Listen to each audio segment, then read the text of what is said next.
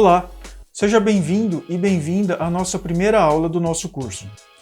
Nessa aula eu vou fazer uma breve apresentação do Google Colab, que é a ferramenta que eu irei utilizar ao longo do curso para programar em Python.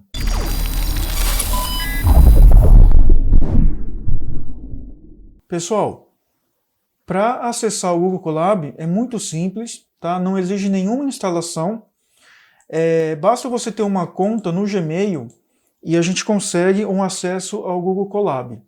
Eu vou digitar aqui no navegador Google Colab, e a primeira opção que aparece aqui para mim já é o link do Google Colab. Caso não apareça para você, o endereço é esse daqui, ó, colab.research.google.com, ok? Então eu vou acessar aqui esse link. A primeira janela que aparece aqui para a gente, ela tem a possibilidade de você selecionar um arquivo já criado, tá? Ou de criar um novo notebook, tá? E para você selecionar um arquivo já criado, a gente tem essas opções aqui de cima. Você pode pegar pelo recente, né? Ele traz para você os acessados recentemente. E também você pode pegar do Google Drive, também do GitHub, e você pode fazer o upload do seu computador, tá? E aqui você tem também uma opção de exemplos que o Google traz para você olhar os exemplos, ok? Eu vou aqui em recentes e abrir um notebook que eu já criei para essa aula, chama Introdução do Colab. E eu vou mostrar para vocês, eu já criei esse notebook aqui, porque eu criei alguns tópicos para a gente conversar nessa aula, ok? Bom, a primeira é uma introdução ao Google Colab, tá? Que o Google Colab é uma ferramenta em nuvem da Google, tá? E ela é baseada no Jupyter Notebook e ela possibilita o desenvolvimento de algoritmos em Python de forma colaborativa. É interessante que você consegue compartilhar o seu projeto aqui, ó, o código, com outras pessoas, para trabalhar de forma colaborativa, ok? A unidade básica dos projetos são as linhas ou as células, né? Que é isso daqui, é onde você digita o seu código. Lembrando que o Python ele é uma linguagem interpretada, né? Então você digita o código e já executa esse código, né? Ele não é compilado, tá? E a célula ela pode ser tanto o texto ou código. Vou mostrar aqui para vocês, ó. A gente pode, se você selecionar uma linha ou uma célula, né? Se você manter o cursor aqui no centro, aqui na parte de baixo, no centro da célula, ele nos dá duas opções, ó, criar uma nova célula de código ou uma nova célula de texto, tá? A gente pode criar, por exemplo, aqui, ó, uma nova célula de código, por exemplo, tá? Eu posso criar qualquer expressão aqui, ou qualquer código. Por exemplo, 2 vezes 2. E para a gente executar essa linha ou essa célula, a gente pode usar esses 3 tipos aqui, Ctrl Enter, Shift Enter e Alt Enter. A diferença dos 3 é o seguinte, o Ctrl Enter, você executa a linha, mas o cursor se mantém na célula que ele está. Por exemplo, aqui eu vou dar o Ctrl Enter, ele vai executar a linha, né? Ele colocou aqui ó, 4, só que o cursor ele se manteve aqui, né? Eu vou agora colocar outra expressão aqui, por exemplo, 2 mais 2, só que agora eu vou dar um Shift Enter. Ó, perceba que ele executou a linha, só que o cursor passou para a linha de baixo, tá? E ele não criou linha nenhuma, tá? Se eu criar outra expressão aqui, por exemplo, 2 vezes 4, e der um Ctrl, um Alt Enter, perceba que ele criou uma linha nova, passou para a linha de baixo e executou a linha, ok? Ele executou aqui com o valor 8, tá? A gente pode criar também linhas de texto, tá? E aqui a gente pode criar texto, redigir texto e formatar os textos, tá? Por exemplo, aqui ó, eu posso criar um texto que vai ser uma nova seção. Vou até deixar aqui, nova seção, tá? Vou colocar embaixo aqui, por exemplo, texto em negrito. A gente pode selecionar isso daqui e deixar ele em negrito, tá? Texto normal. normal. Se eu der um Shift Enter, ele deixa o texto nesse formato aqui. Lembrando que a seção, ela fica localizada aqui no lado esquerdo, né? Eu que já criei algumas seções aqui, ó, ela funciona como um índice, né? Eu vou fechar todas as seções que a gente tem aqui, que estão abertas, só para mostrar para vocês, ó. Então a gente tem todas as seções aqui no lado esquerdo, que são as seções do nosso notebook, tá? Outra forma de criar a seção também é a gente colocar uma linha onde a gente quer criar essa seção e usar essa opção aqui, ó, mais seção, ok? Se eu der um Shift Enter, por exemplo, ele criou uma seção nova, tá? E para apagar uma linha, é só usar essa opção aqui do lixinho, tá? Ele vai apagar. Vou voltar aqui para a opção que a gente estava, para a seção que a gente estava trabalhando, né? Que é as células. E vou dar mais alguns exemplos que texto a gente pode ainda trabalhar com essas opções aqui, de itens, né? Por exemplo, lista, item 1, por exemplo. Opa, item 1.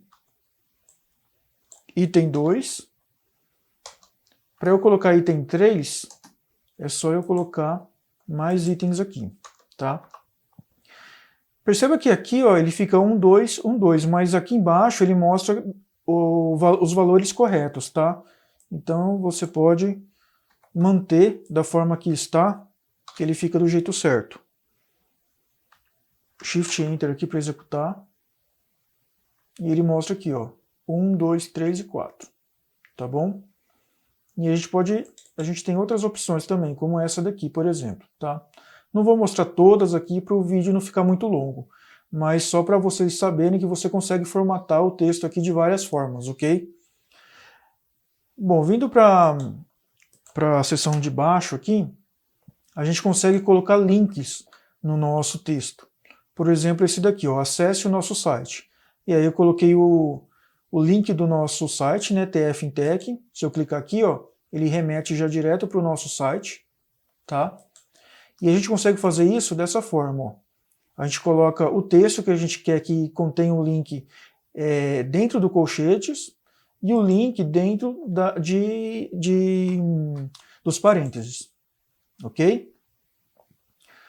Outra coisa que eu quero mostrar para vocês que eu acho bastante interessante também é o uso de texto nesse formato de fórmulas matemáticas, tá? Eu uso bastante isso daqui. Ele não, em caráter de código, de algoritmo, ele não é executado, ok? Mas em caráter de documentação, ele é bastante interessante e eu uso bastante ele. Então, eu até coloquei um link aqui, ó, desse LaTeX, que ele tem a documentação para você de como você usar e como você criar suas fórmulas matemáticas para documentação, tá? É bastante interessante. E a gente usa o cifrão para demarcar onde a gente está usando a fórmula matemática. Só para dar um exemplo aqui, ó, eu vou fazer uma fórmula matemática, então a gente usa o cifrão, né? Vou fazer a fórmula matemática da variância. Então eu vou colocar aqui, vou usar como variável, vou usar o beta, apesar de o beta não ser muito utilizado para simbolizar a variância, mas eu vou usar o beta mesmo. Então o beta é o barra beta. Ó, perceba que o beta já fica aqui, certo? Beta ao quadrado. Ele já fica aqui ao quadrado, ó. Então beta ao quadrado é igual, aí é a somatória, né? Vou procurar aqui alguma forma que tenha somatória para a gente pegar de exemplo. Aqui é a somatória, ó. Então ele usa ele barra sum aqui, tá? Vou usar barra sum. E entre chaves você coloca o valor que o i inicializa. Por exemplo, i igual a 1. Tá? Ele já fica aqui, ó. Entre parênteses vou colocar x menos... E aí eu quero o x barra, né, que simboliza a média. Então vou procurar como que a gente consegue fazer o x barra. Deve estar aqui para baixo, se eu não me engano. Aqui tem o a barra, ó. É barra bar, e entre chaves a letra que você quer que fica com barra. A gente não quer o A, a gente quer o X, né? Então já fica X barra ali, ó. Vou fechar os parênteses e isso aqui elevado ao quadrado, né? Bom, o que a gente quer também, a gente quer dividir isso por n-1, mas a gente quer dividir com aquela barra embaixo, né? Então também vou procurar uma fórmula aqui que tenha barra, para ver como que a gente faz a divisão. Passou? Não. Aqui tem barra. Aqui, ó. Eu vou usar essa aqui, ó, barra frac. E aí ele divide, ele faz a divisão com as chaves, ok? Então vou usar, a gente vai dividir tudo isso daqui por n-1, né? Desculpa, eu não copiei, né? Mas vou digitar aqui então barra frac. Barra frac. Opa, é chave. As chaves, né? Então a gente vai dividir tudo isso daqui por n-1. n-1. Ah, eu coloquei hack, calma aí. É frac mesmo? Deixa eu só ver aqui. É frac. Ah, é barra, é a outra barra, desculpa. É a barra aqui, ó. Eu coloquei. Agora sim, tá? Então aqui a gente tem a fórmula da variância, tá? Nesse formato aqui, com essa formatação de fórmula matemática, tá? Bom, outra coisa que eu queria comentar com vocês é em relação à persistência dos projetos, tá? O Google Colab, ele tem uma integração com o GitHub e com, eu esqueci de colocar aqui, na verdade eu vou colocar assim, integração com Shift Enter, né, com o GitHub e com o Google Drive, tá?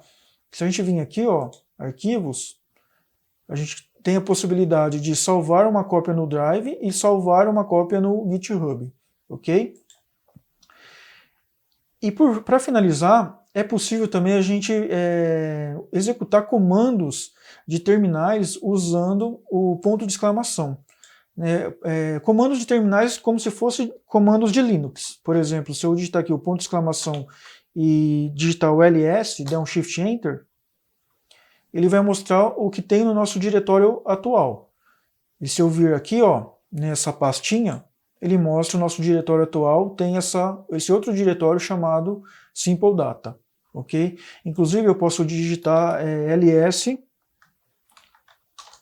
Simple Data barra, ele vai mostrar tudo o que tem dentro do Simple Data, do diretório Simple Data. Esses arquivos aqui, ok? Vou apagar essa linha aqui. E é possível também a gente instalar novos programas e novas bibliotecas usando o apt-get, né, que é um comando bastante utilizado para quem usa Linux, né? Quem conhece Linux sabe, é um comando para instalar pacotes no Linux, em distribuição Linux, geralmente no Ubuntu, né? E o pip, por exemplo, aqui, ó, só para exemplificar para vocês, eu vou usar o pip install e vou instalar o Alpha Vantage, por exemplo, Alpha Vantage, que é uma biblioteca que a gente vai usar para coletar informações, coletar dados financeiros. Tá? E ele faz a instalação. Aqui, na verdade, acho que eu já tinha instalado a biblioteca, então ele não completou a instalação. Mas seria dessa forma, ele completaria a instalação e mostraria a porcentagem de execução dessa instalação sendo concluída, ok? Bom, então é isso, pessoal. Nessa aula eu gostaria só de mostrar essa breve apresentação do Google Colab mesmo.